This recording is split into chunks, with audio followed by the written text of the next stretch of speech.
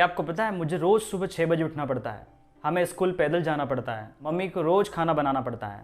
हमें हर महीने mobile recharge करवाना होता है। इंग्लिश में ऐसे कई सारे सेंटेंस आपने सुने होंगे, मुझे जाना है, मुझे खाना खाना है।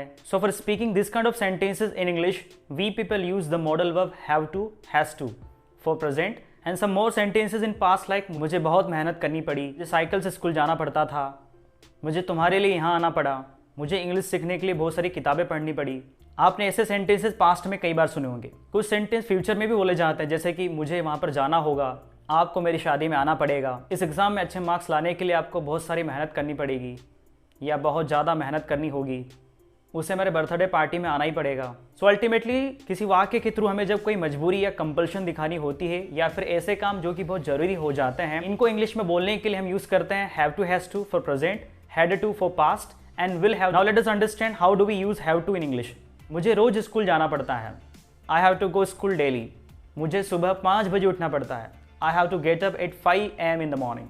मम्मी को रोज़ खाना बनाना पड़ता है। My mom has to cook food daily. पापा को ऑफिस जाना होता है। My father has to go to office. Radha को स्कूल पैदल जाना पड़ता है। Radha has to go school on foot. So these are the sentences of present. Now for past. English सीखने के लिए बहुत सारी किताबें पढ़नी पड़ी। For learning English I had to read so many books. आज मुझे जल्दी उठना पड़ा। Today I had to get up early in the morning. मुझे उन्हें समझाना पड़ा।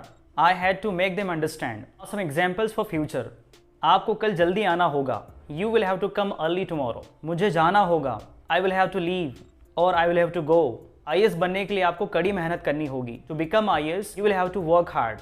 आपको मेरी शादी में आना पड़ेगा या आना होगा। You will have to come to my marriage party.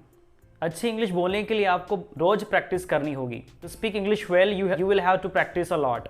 So dear learners, these are some simple sentences for present, past and future. Now let us practice some interrogative and negative sentences regarding this. मुझे सुबह जल्दी नहीं उठना होता है। I don't have to get up early in the morning. क्या आपको सुबह जल्दी उठना होता है? Do you have to get up early in the morning? क्या आपको स्कूल बाइसिकल से जाना पड़ता है? Do you have to go to school by bicycle? आज आपको जल्दी उठना पड़ा। Did you have to get up early in the morning? क्या आपको पैदल स्कूल जाना पड़ता था?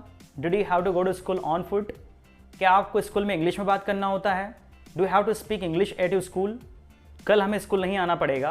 We will not have to come school tomorrow. So dear learners, in this way you can prepare some negative sentences. For speaking negative sentences, you need to use do not for present, did not for past, and will not for future.